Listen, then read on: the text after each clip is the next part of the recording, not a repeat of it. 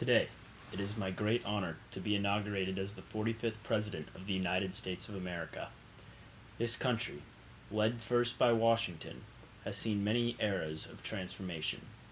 Our country has progressed from 13 disheveled colonies into 50 United States, and although our stances on critical issues may strongly differ at times, our patriotism unifies us together with an exponentially greater strength. A country founded on the desire for freedom by immigrants from various countries, we came together and created the land of the free and the brave. Generations upon generations have fought and died to uphold and represent the flag that signifies that freedom. We as a nation have overcome countless hardships by uniting our minds and spirits to persevere. No war will prevent us from loving our fellow American.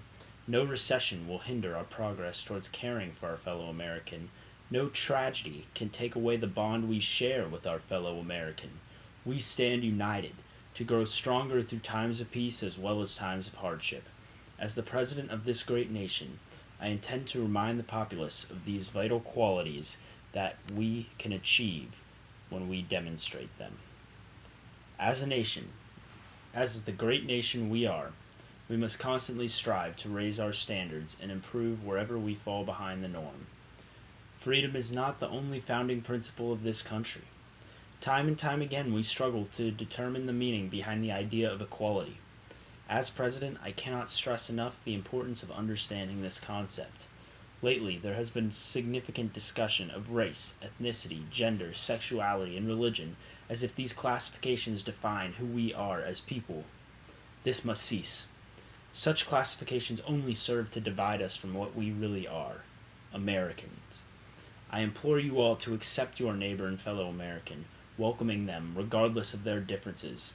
All too often we look first at our differences and ignore our similarities, but let me ask you, has the man next to you given any less for this country than you have?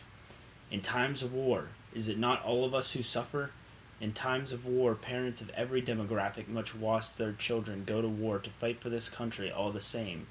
In World War II, German American families sent children to fight against the country their family once belonged. Today, Islamic Americans take up arms against Islamic terror in the Middle East.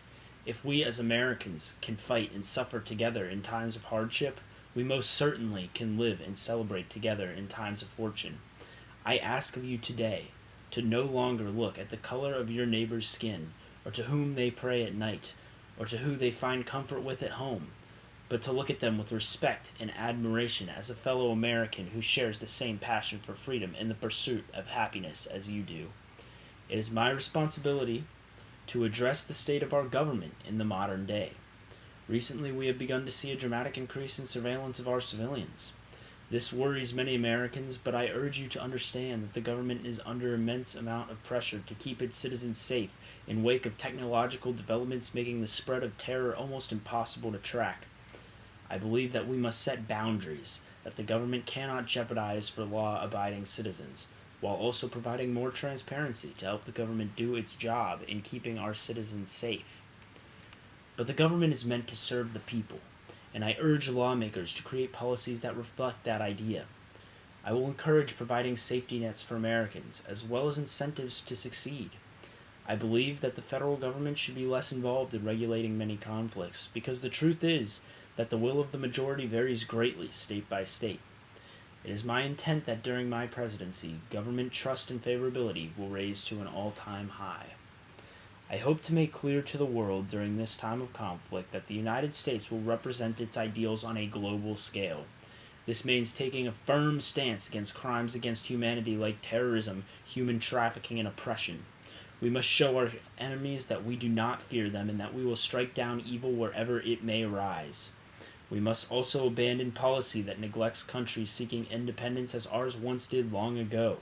We currently refuse to acknowledge Taiwan as a sovereign nation as a means of appeasement to China, despite the fact that Taiwan's secession from China mirrors our thirst for independence from the United Kingdom when we were just colonies. It is hypocritical for us to acknowledge one China when we refuse to be known as one United Kingdom.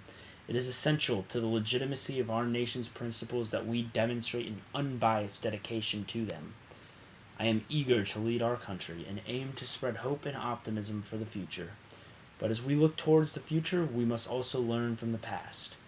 Long ago, the framers of our Constitution described several founding ideals that define Americanism. It is our duty to uphold these ideals domestically and internationally.